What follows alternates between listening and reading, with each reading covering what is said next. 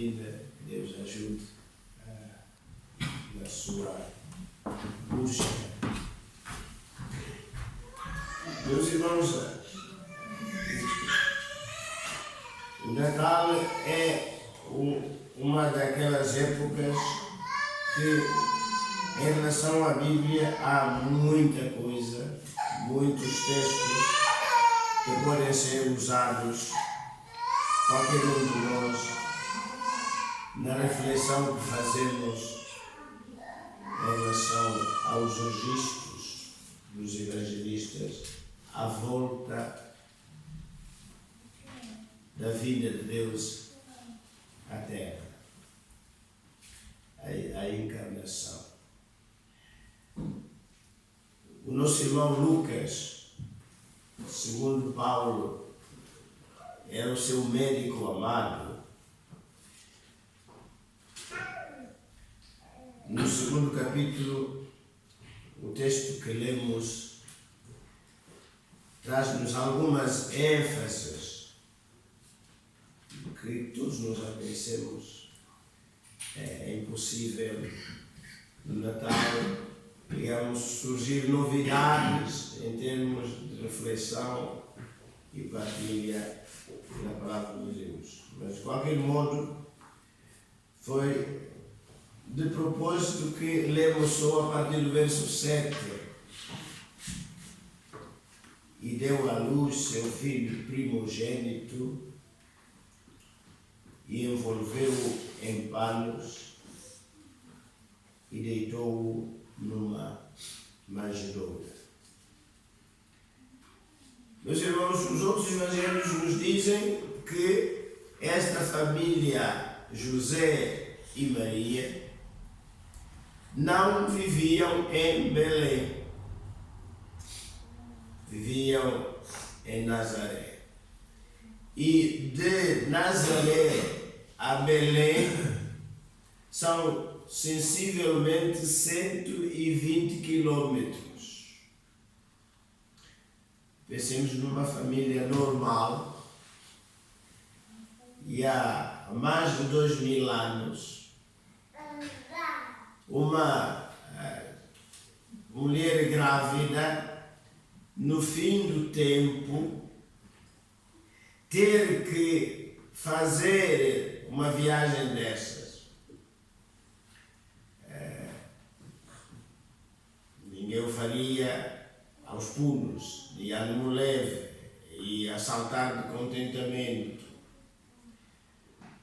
Mas os governantes deste mundo, muitas das leis e normas que lançam, não levam em conta o benefício de uma pessoa ou de uma família.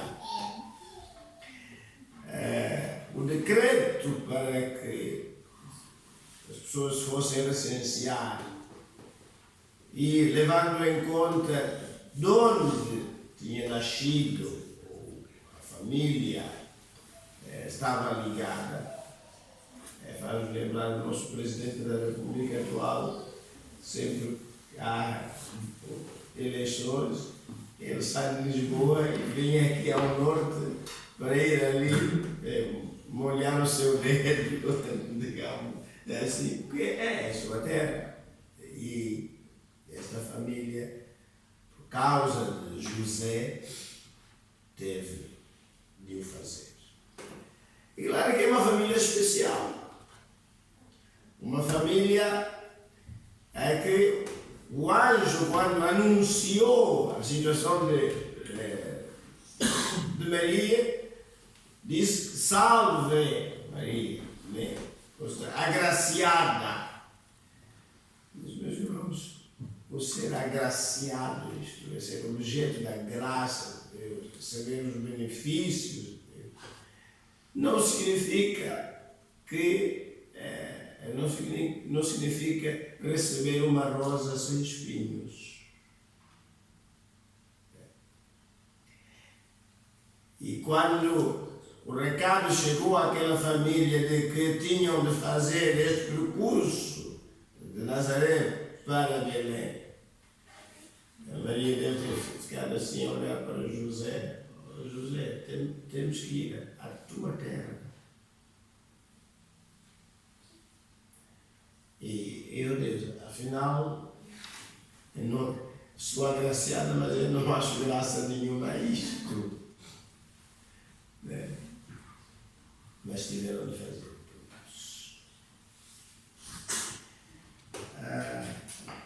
Mas Deus tem a sua maneira de me ensinar, de nos ensinar a todos juntos. É que exatamente quando estão em Belém e devido às circunstâncias é natural que não fossem os primeiros a chegar e a usufruir as poucas, eventualmente se chamam assim, camas que havia nas residenciais ou nos hostéis lá em Belém. A condição deles é facilmente compreensível que não fossem os primeiros a chegar. Mas quando chegam, está tudo esgotado. E recorre, então, como sabemos,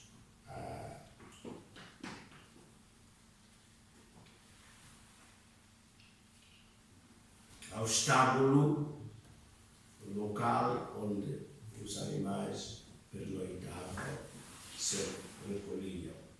E é exatamente nesse período em que chega o tempo, diz o verso 6, e se cumpriram os dias em que havia de dar à luz, e deu seu filho primogênito. Meus irmãos,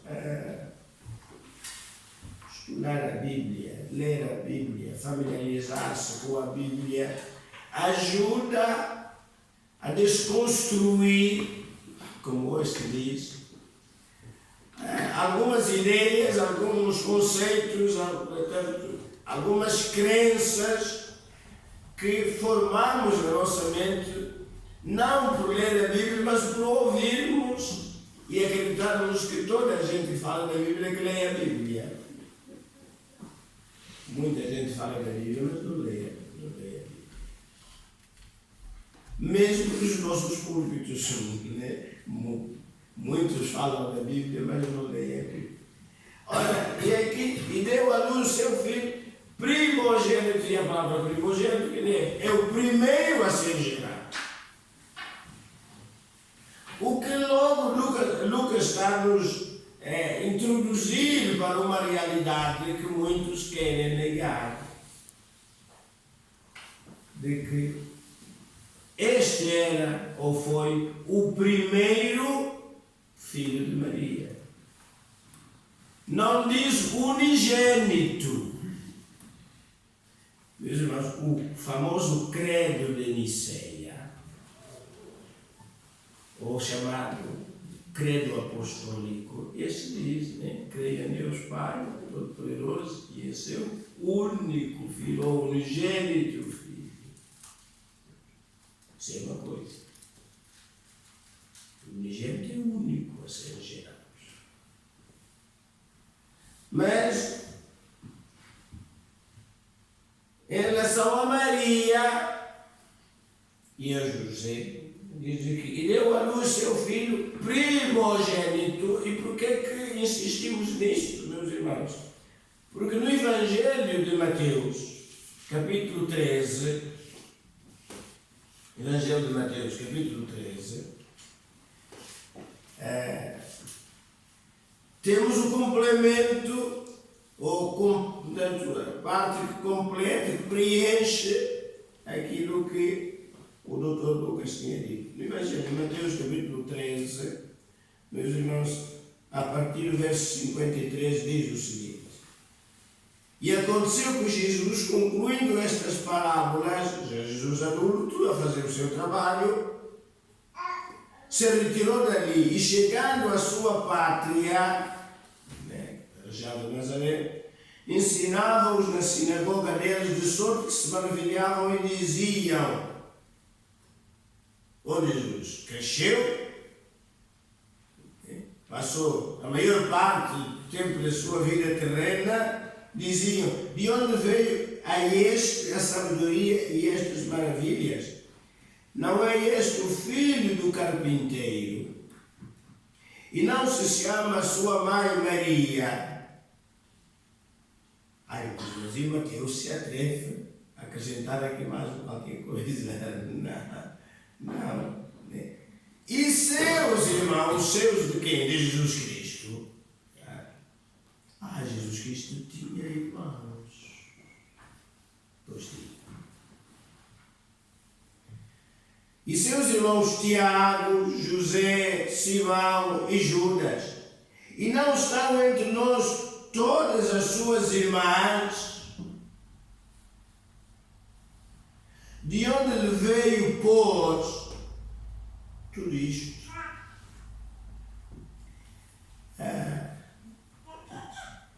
Quando estudava lá em Lisboa, eu era um dos frequentadores da biblioteca da Universidade Católica.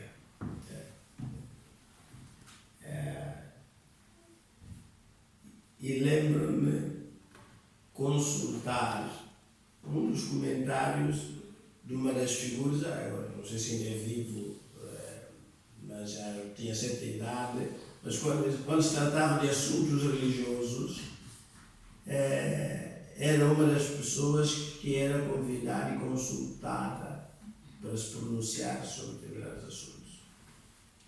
Os mais velhos conhecem, ou pelo menos de vista da televisão, o então Padre Carreira das Neves.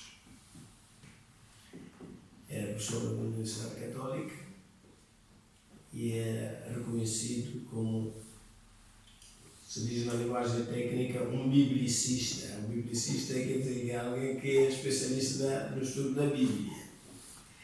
E o Padre Carreira das Neves, entre muitas obras que escreveu um comentário ao Evangelho de Mateus. E quando chegou a este capítulo 13, nesse comentário, e em relação a este trecho, o homem, como se estivesse a falar, engasgou um bocado. Engasgou um bocado. E ele escreveu isto. Estou a citar de memória. Que é muito difícil não entender isto como diz o texto. Porque vulgarmente, para fugir a esta questão, se diz que não eram irmãos, não eram de Jesus e não eram filhos de Maria e José, mas parentes. Assim posso tentar passar pelos pingos da chuva. Mas a palavra que Mateus usa é huios em grego, é irmão de sangue. E não há necessidade de querer fugir a isto. Porque o mesmo Mateus, logo, tanto no capítulo 1, meus irmãos, o texto tal que vimos no outro dia, a partir do verso 2, só para encurtar, tudo isto, Mateus capítulo 1, a partir do verso 22, tudo isto aconteceu para que se cumprisse o que foi dito da parte do Senhor pelo profeta, que diz: eis que a Virgem conceberá e dará à luz um filho, e chamá-lo pelo nome de Emanuel, que traduzido é Deus conosco. E José, despertado do sonho, fez como o anjo lhe ordenara e recebeu sua mulher. Mas isto não é muito importante, não é apenas um pormenor, naquele sentido vulgar. E José não conheceu. O que isso quer dizer? Que José não teve relações sexuais com a Maria, dizem que até que deu à luz seu filho, o primogênito primeiro. E pôs-lhe o nome de Jesus. Depois que a Maria teve no Senhor Jesus Cristo, José e a Maria funcionaram sexualmente como qualquer outro casal. E nada de extraordinário. Era marido e mulher.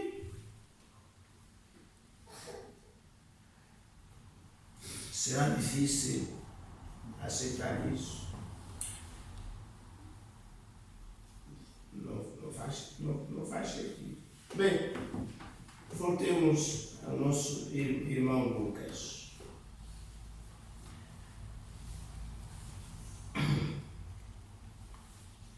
E deu a luz seu filho, verso 7, primogênito, envolveu em panos, deitou-o numa manjedoura.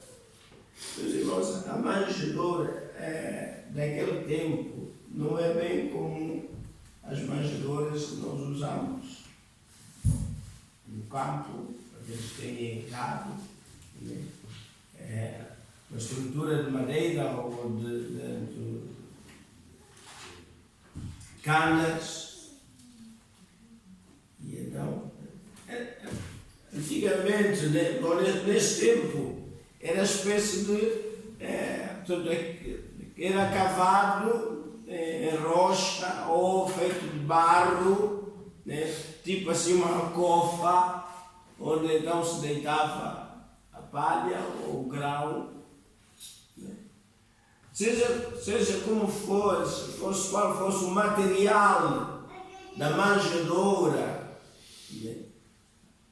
Do estábulo onde Maria colocou o seu bebê, a verdade é que é fácil de pensar, meus irmãos. O ideal, qualquer família, particularmente a futura mãe, quando se aproxima, aliás, logo que sabe que está de bebê, começa a pensar no enxoval. E alguns até antes disso, previamente, né? Não sabe se vai casar ou não vai casar, mas começa a preparar a sua futura casa.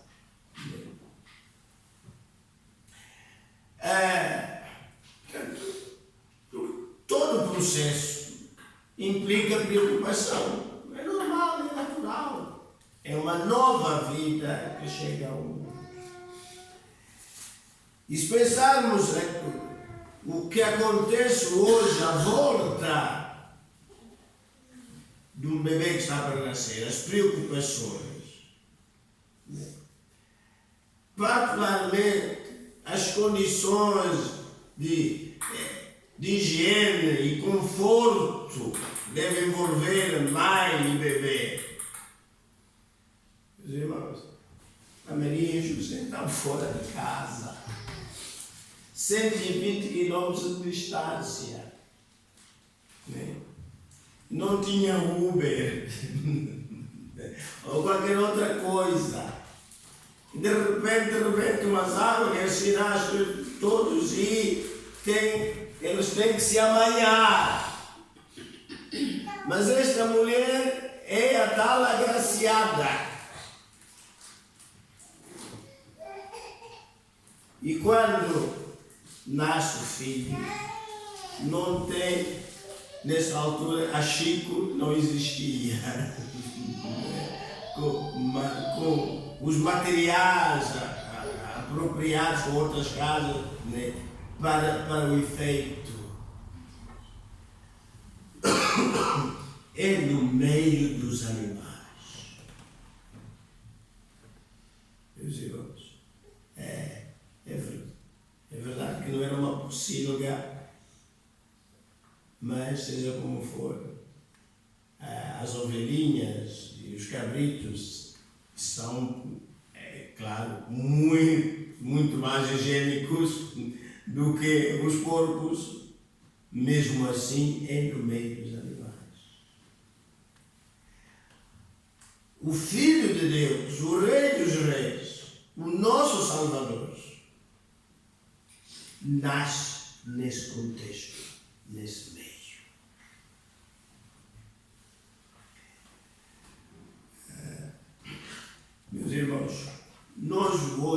celebramos o nascimento do Salvador.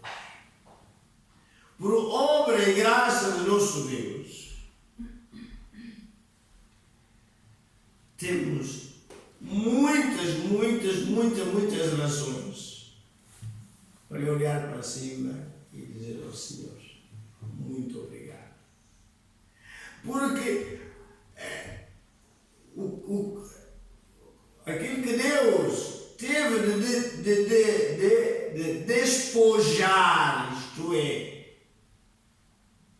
de perder, para tomar a nossa condição humana, pelo menos na minha cabeça eu não tenho como avaliar isso. Mas, por mim, por si, por cada um de nós, Ele fez esse percurso todo, não sei onde é que é o céu, qual é a distância, né?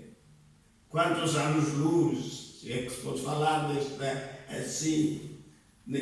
E vir ao mundo e parar, independentemente da manjedoura, mas parar no meio dos animais.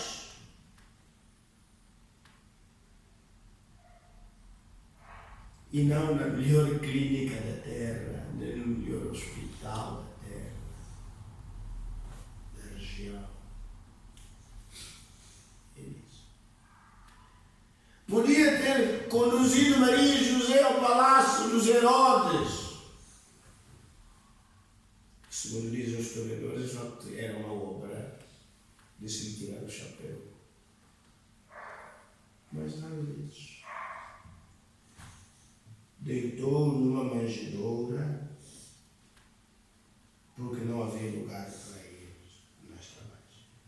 O verso 8 diz: ora, havia naquela mesma comarca pastores que estavam no campo e guardavam durante as vigílias da noite o seu rebanho. Logo a seguir ao nascimento, não são os sábios, os cientistas, os magos, os primeiros a aparecer, a dar as boas-vindas e a confortar a Maria. São os pastores. E, meus irmãos, nós os elevamos esses pastores, mas naquele tempo eles não eram tanto pessoas, digamos, da primeira classe. Porque na cultura dos judeus israelitas, os pastores não eram tidos como gente fina.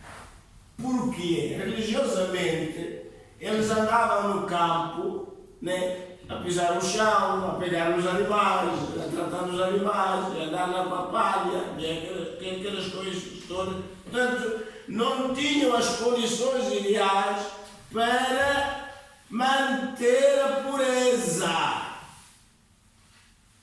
Constantemente tem que estar a lavar as mãos. E eles pegavam nos animais, pegavam na porcaria, pegavam, enfim, aquelas coisas todas. Portanto, quando eles chegavam aos locais de culto, era muito trabalhoso para eles tentarem estar em condições de ser integrados. Eu sei até que eles não estariam nos bancos como nós estamos. Tinha que ficar lá mais atrás, né, em pé, até porque a roupa deles e dificilmente os perfumes daquele tempo, né, dariam para, enfim, disfarçar aqueles aromas dos animais. Mas são eles, os pastores que estavam no campo e guardavam durante as vigílias da noite o seu rebanho, né?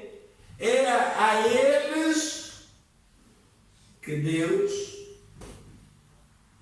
envia anjos para vigiar a notícia.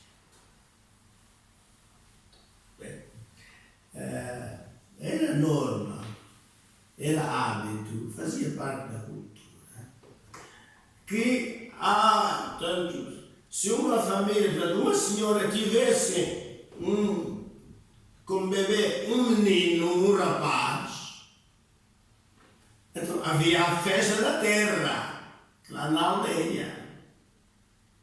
Havia festa. E então havia gente que tinha essas especialidades. Se quando morresse alguém era convidados às carpideiras, portanto às choradeiras profissionais. Quando nascesse um menino, a banda da terra era mobilizada para ir dar música, né? A volta em favor da família que foi beneficiada com o nascimento do rapazito. O Senhor Jesus nasce nesta laje e então Deus envia os anjos ao ter com os pastores, né? E são os anjos, a banda que Deus mobiliza para cantar, para receber o nascimento de Jesus. E eis que o anjo do Senhor veio sobre eles, e a glória do Senhor os cercou de esplendor, e tiveram um grande temor. E o anjo lhes disse: não temais, porque eis aqui vos trago novas de grande alegria, que será para todo o povo. Pois na cidade de Davi, pois nasceu hoje o Salvador, que é Cristo, o Senhor. Isto será por sinal. Achareis um menino envolta em panos e deitado numa manjedoura. Meus irmãos, todo o nosso percurso como cristãos sempre exigirá uma dose de fé. Sempre vai exigir. Podemos ter 20 ou 30 ou 40 anos de vida cristã, mas cada passo, todos os dias ou de vez em quando, vai ser preciso exercer fé. Porque, meus irmãos, exigiu-se a estes pastores muita fé. Pessoas habituadas à vida prática, não a filosofar, recebem o recado de que nasceu o Salvador e o sinal é, o verso 12, que o menino envolto em panos e deitado numa manjedoura. Isso mexe logo com a cabeça. Mas será verdade? Por que tem que ser assim? Não é normal. Ninguém tem um bebê que põe no sítio onde os animais comem.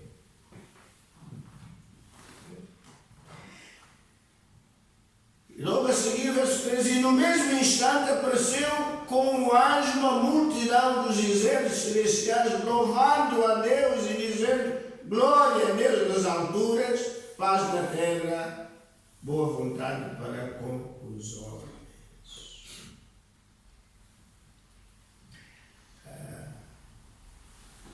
A fé, mais uma vez, é desafiada a crer ou a rejeitar a mensagem que chega.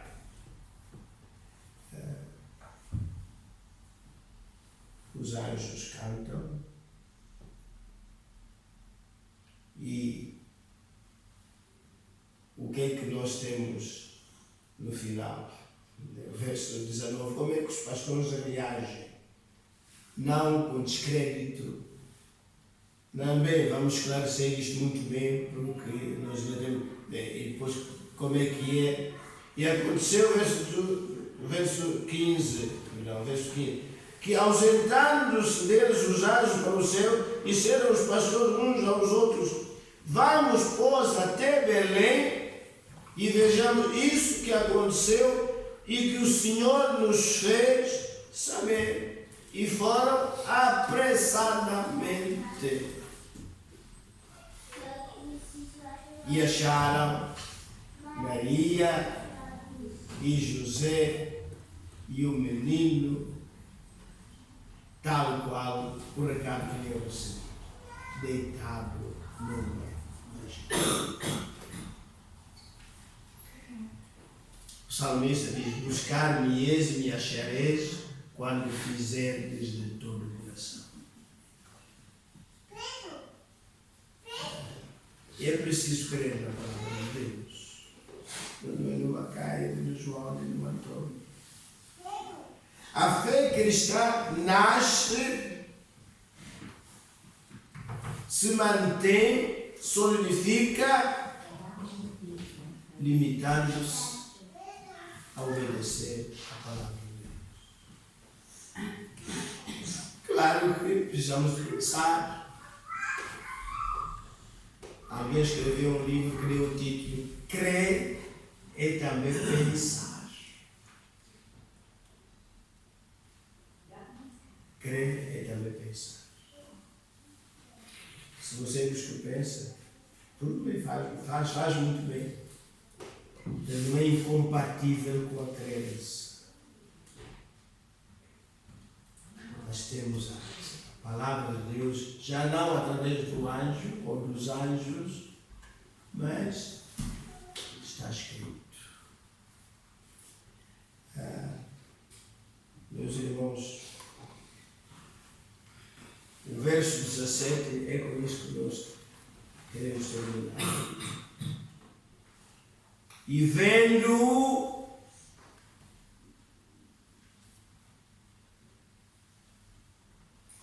divulgaram a palavra acerca do menino que lhes fora dita. E todos os que a ouviram se maravilharam do que os pastores lhes diziam. Os pastores, gente à margem, foram os primeiros missionários, pregadores que nasceram salvadores.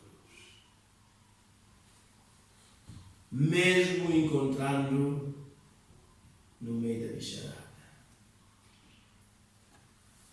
Meus irmãos, hoje nós temos muito mais evidências. A nossa própria vida. Tanto livro, tantos testemunhos. Meus irmãos, o Evangelho resulta. A salvação é uma realidade. Estava a partilhar hoje de manhã com a irmã Zana. Ontem falei quase uma hora ao telefone com um amigo e foi meu colega de seminário.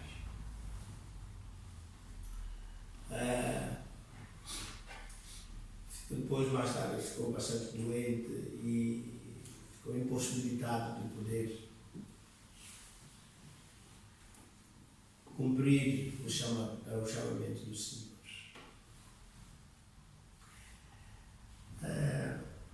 Mas mesmo tendo uma vida atribulada, devido a muitas dificuldades de saúde, de tal maneira que aos 50 anos teve de se aposentar por incapacidades diversas.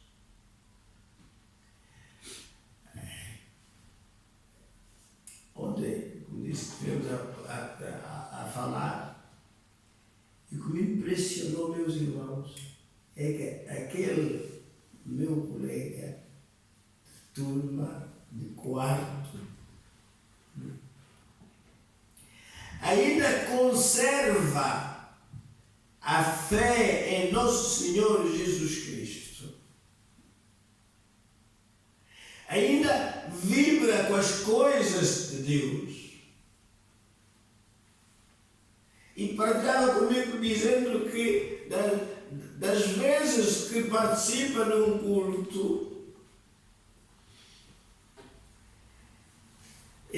volta para casa com os olhos enxugados de lágrimas e o coração a palpitar. A alegria que ele causa.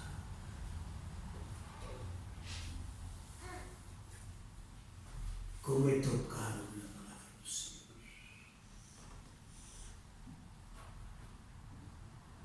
E citava as diversas comunidades a que participou a dar os primeiros passos. Lembro-me de alguns, que éramos muito próximos e fazíamos algumas daquelas pesquisas e contactos e distribuição de folhetos, enfim, em conjunto. E eu, meus irmãos, senti-me fortalecido porque quando é o Espírito do Senhor que nos toca e nos leva ao encontro do Senhor, meus irmãos, deu para mais uma vez entender porque o apóstolo Paulo levou a vida que levou, aguentou o que aguentou, né? Porque não foi a alucinação que ele teve no caminho de Damasco. Foi o encontro com Jesus Cristo. E quando isso acontece de verdade, acontece o que acontecer, nós vamos sempre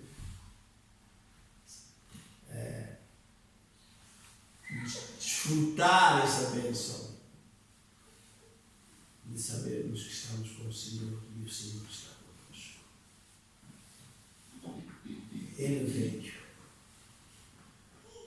habitar conosco. Na sua simplicidade,